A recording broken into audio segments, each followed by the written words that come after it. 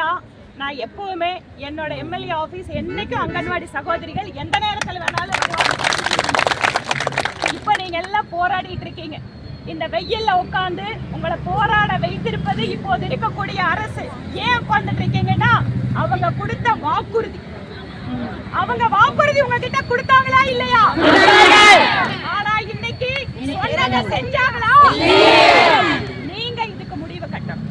ஏனென்றால் ஆட்சிக்கு வருவதற்காக பொய் வாக்குறுதி கொடுக்கிறது, ஆட்சிக்கு வந்ததுக்கு பின்னால உங்களை தெருவில் கிரிமினல்கள் மாதிரி நடக்கிறது.